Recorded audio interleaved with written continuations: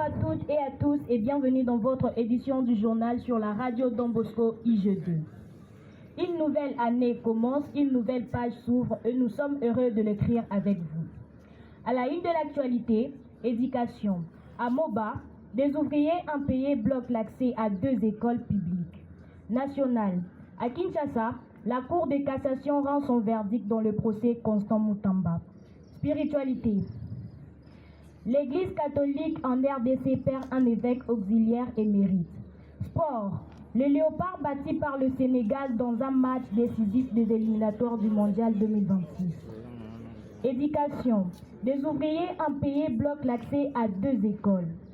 À Moba, dans la province du Tanganyika, plus d'une semaine après la rentrée scolaire, 2 établissements publics demeurent fermés.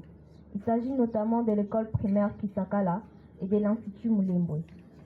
Ce sont les ouvriers, constructeurs des établissements dans le cadre du programme gouvernemental PDL 145 territoires, qui en sont les responsables, n'ayant pas reçu leur salaire à l'entreprise Safricas.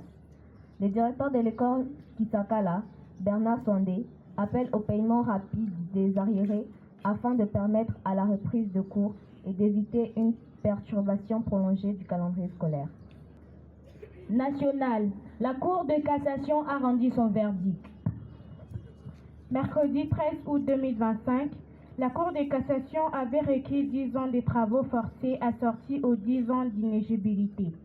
Après avoir purgé la peine de privation du droit à la libération conditionnelle ainsi que de son exclusion des fonctions publiques pour tentative de détournement. Peine qui a été réduite le 2 septembre 2025 à 3 ans de travaux forcés. La défense dénonce ce qu'elle qualifie de procès politique et parle d'une honte pour les étudiants en droit. Elle soutient qu'aucun détournement n'a eu lieu et que les fonds incriminés sont toujours disponibles à la banque. Spiritualité. L'Église catholique a perdu un évêque auxiliaire. L'Église catholique en RDC est en deuil.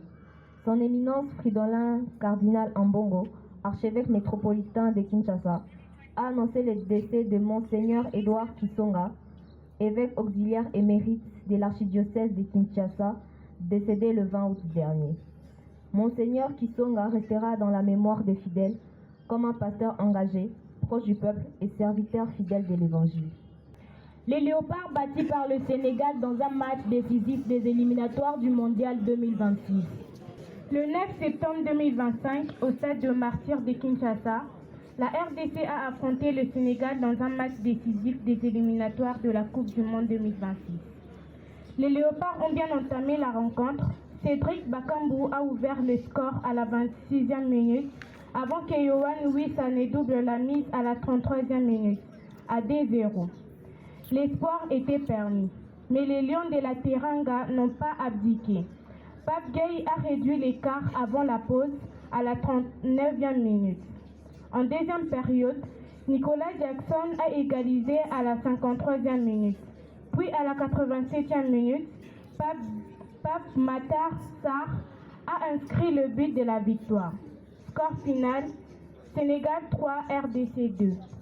Voilà qui met fin à votre édition du journal de ce samedi sur la radio Don Bosco IGE2.